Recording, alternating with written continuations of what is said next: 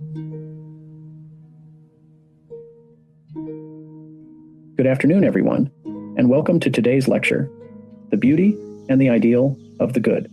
In this session, we will explore the profound connection between Plato's conception of beauty and his ideal of the good, which plays a central role in his moral and philosophical thought. Plato does not merely regard beauty as a matter of aesthetics. He places it at the core of understanding moral education, the soul, and society. Our discussion will delve into how the journey through beauty serves as a pathway to a deeper grasp of the good, ultimately guiding individuals toward a harmonious soul and a just society. Before we dive into these intricate themes, I strongly recommend that you engage with the texts that will anchor our analysis today, including Symposium, 210a, 212c, Phaedrus, 250d, 251a, and The Republic, 443de, 509b. These readings, alongside other dialogues such as Credo and Apology, will provide a solid foundation to understand how beauty aligns with virtue and justice in Plato's thought. Moreover, works like Philebus, 61ab, will reveal the connection between intellectual pleasure and pursuing the good through beauty. I cannot overstate the value of directly engaging with these primary texts. As we move through the lecture, you will see how Plato consistently weaves beauty into his larger vision of moral education and justice, and your prior knowledge of these dialogues will help you appreciate the nuances we discuss. In this sense, you'll find that understanding Plato's reflections on beauty not only enriches your knowledge of philosophy, but invites a more personal reflection on how beauty and the good inform your pursuit of virtue. For those who wish to delve deeper into these connections, consider revisiting the endnotes and commentary in Plato Reimagined. They provide a detailed analysis of the sections we will explore today, offering further insight into Plato's complex philosophical web. Now, let's begin our journey up the ladder of love and beauty, moving from the appreciation of the physical toward the contemplation of the form of beauty itself. Through this ascent, we will uncover how Plato's moral vision invites us to align our souls with the ideal of the good. Lecture 08, The Beauty and the Ideal of the Good. Good afternoon, everyone. Today's lecture will explore Plato's understanding of beauty and its intrinsic connection to the ideal of the good, a topic that sits at the heart of his moral philosophy. We will investigate how Plato's conception of beauty as more than just an aesthetic quality contributes to his theory of the good, and how it informs his vision of moral education, the soul, and society. The ladder of love and beauty as a pathway to the good one. Of the clearest expositions of Plato's relationship between beauty and the good comes from the Symposium, 210a, 212c. Diotima describes a ladder of love, where an individual begins by appreciating physical beauty, but gradually ascends toward an understanding of beauty itself, beyond the physical. The journey culminates in the contemplation of the form of beauty, which leads the soul toward the good. To make this connection clearer, we can juxtapose this with Socrates' views in the Phaedrus on how the soul, inspired by beauty, seeks truth and harmony, 250d, 251a. Beauty, therefore, is not just a pleasurable experience. It acts as a guidepost toward something higher, the good, the ultimate harmony of the soul. Republic, 509b. This ascent from the material to the metaphysical mirrors the Euthyphro's search for the nature of piety, where Socrates challenges Euthyphro's definitions of piety as he seeks to uncover a deeper understanding of virtue and justice. 2a, 5c, 9e, 11a.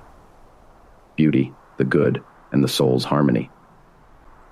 Beauty's connection to the good is not just theoretical. It plays a vital role in how Plato understands the harmony of the soul. In The Republic, he describes the well-ordered soul as one that pursues harmony and virtue, 443de. This aligns with his definition of justice, each part of the soul performing its function without overstepping into the domain of the others. Republic, 436a, 441c. But how does one guide the soul to this state of harmony? According to Plato, beauty is a catalyst. In Philebus, 61ab, Plato explores the interplay between pleasure and knowledge in the soul's pursuit of the good. The highest form of pleasure, he argues, is not physical, but intellectual, deriving from the soul's encounter with the good through beauty. This intellectual pleasure is a reflection of the good, much like how justice is a reflection of harmony in the soul. Republic, 504a 5111e. It is important to note that Plato's approach to beauty and the good also relates to education. In Republic, 414b 425c, he emphasizes the role of beauty in educating the guardians of his ideal city. Music and the arts, imbued with beauty, train the soul to recognize and love order and harmony. This early exposure to beauty shapes the soul, preparing it to understand the good, just as the Euthyphro explores piety as a part of justice, 9e11a. The good beyond being. Plato elevates the good even further in the Republic, suggesting that it is beyond being itself in terms of dignity and power, 509b. The form of the good transcends the physical world, standing as the ultimate reality that gives meaning to everything else. This is echoed in the Crito, 49a 52a, where Socrates reflects on the relationship between the laws and the good, suggesting that an understanding of the good guides just action. Beauty, in this context, is a reflection of the good that we can perceive in the physical world. When we experience beauty, whether in art, nature, or human character, we are drawn towards something that is ultimately beyond the material world, beyond mere being. This idea can be traced back to the Symposium, 210a, 212c, where the contemplation of the form of beauty leads directly to a vision of the good. In this way, beauty becomes a crucial element of moral education. It acts as a bridge between the sensual world and the intellectual, helping the soul ascend to a higher understanding of virtue and the good. In the Apology, 29a, 34a, Socrates' defense against the charge of impiety can be seen as a reflection of this pursuit of a higher truth, one that transcends societal norms and expectations, aligning instead with the good. The educational and societal role of beauty. Beauty's role in education is vital. As we see in the Republic, 414b, 415d, beauty helps shape the soul toward virtue. By exposing individuals to beauty in music, art, and literature, Plato believed they would develop a love for order and harmony, which are key aspects of the good. This echoes his idea in Euthydemus, 286b, 293a, of the king's techne, the skill of guiding individuals toward wisdom, where the beautiful and the just are aligned. Education, for Plato, is not merely the acquisition of knowledge, but the cultivation of the soul. Exposure to beauty, therefore, plays a central role in shaping individuals' ethical outlooks. This is most clearly seen in his treatment of the philosopher king in Republic, 473c 480a, where he argues that only those who have ascended the ladder of beauty and come to understand the good are fit to rule.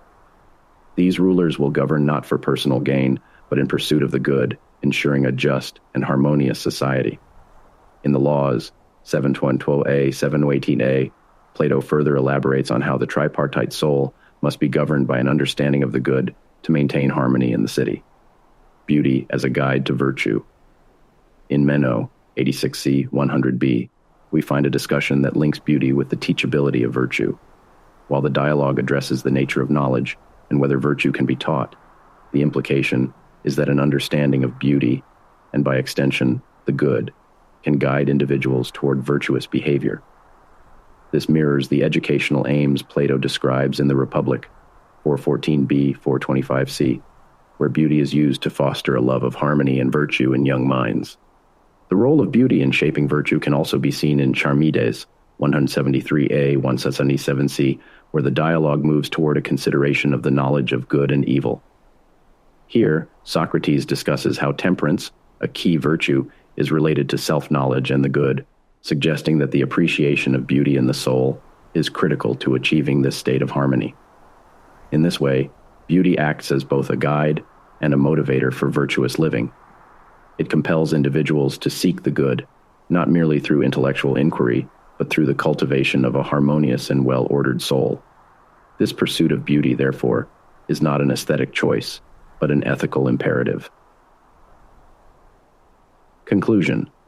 Plato's philosophy reveals beauty as more than just an aesthetic experience. Beauty is a reflection of the good, a pathway to virtue, and a crucial element of education. From the Symposium's ladder of love to the Republic's philosopher king, beauty guides the soul toward harmony and understanding. ultimately leading to the good. As we continue to study Plato, I encourage you to reflect on how beauty shapes not only your personal experiences, but also your moral and philosophical outlooks.